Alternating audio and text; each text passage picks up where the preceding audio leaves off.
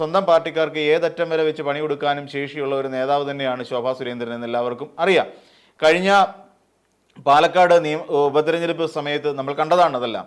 എവിടെയെന്നോ തിരൂർ സതീഷ് എന്ന് പറയുന്ന നൂൽ കെട്ടിയ ഒരാൾ ഇറങ്ങി വരുന്നു, പെട്ടെന്ന് കെ സുരേന്ദ്രനെതിരായി കുറേയധികം ആരോപണങ്ങൾ ഉന്നയിക്കുന്നു. ഒടുവിൽ ഇതിൽ രോഷാകുലയായ ശോഭാ സുരേന്ദ്രൻ മറ്റൊരു പത്രസമ്മേളനം വിളിക്കുന്നു. ഞാനല്ല ഇത് ചെയ്തത്, ചില ചാനലുകാരാണ് എന്ന് പറഞ്ഞിട്ട് ആ ചാനലുകളെ അകറ്റി നിർത്തുന്ന ചില നാടകങ്ങളൊക്കെ നടിക്കുകയും ഒക്കെ ചെയ്ത ഒരു വലിയ നേതാവാണ് ശോഭാ സുരേന്ദ്രൻ. പിന്നെ അതുകൂടാതെ ബി ജെ പിയെ സംബന്ധിച്ചിടത്തോളം ഒരു വോട്ട് വർദ്ധിപ്പിക്കുന്ന മെഷീൻ കൂടിയാണ് ശോഭാ സുരേന്ദ്രൻ. നമുക്ക് പലയിടങ്ങളിലും ശോഭാ സുരേന്ദ്രനെ മത്സരിപ്പിക്കുമ്പോൾ ഉണ്ടാകാവുന്ന ഒരു മാറ്റം നമുക്ക് ദർശിക്കാവുന്നതാണ്.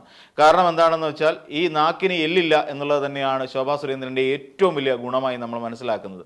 പക്ഷേ ആ എല്ലില്ലായ്മയെ പലപ്പോഴും നമ്മൾ ഭയക്കേണ്ടതുണ്ട്. കാരണം എന്തും ഏതും അവസരോചിതമല്ലാത്ത രീതിയിൽ തന്നെ പടച്ചുവിടാൻ തക്ക ശേഷിയുള്ള, കള്ളം പറഞ്ഞാലും ആരും തന്നോട് ചോദിക്കാനില്ല എന്ന് പറയുന്ന തരത്തിലുള്ള ഒരു ധാർഷ്ട്യം കലർന്ന സ്വഭാവത്തോടു കൂടിയ ഒരു നേതാവ് തന്നെയാണ് ഈ ശോഭാ സുരേന്ദ്രൻ എന്നുള്ള കാര്യം നമ്മളൊന്ന് മനസ്സിലാക്കി വെക്കുക നല്ലതാണ്. എവിടെ മത്സരിച്ചിരുന്നാലും അതിനെ പ്രതിരോധിക്കാൻ തക്ക ആയുധങ്ങൾ എപ്പോഴും ഇടതുപക്ഷക്കാരും UDF കാരും ഒക്കെ കയ്യിൽ കൊണ്ട് നടക്കേണ്ടത് അത്യാവശ്യമാണ്.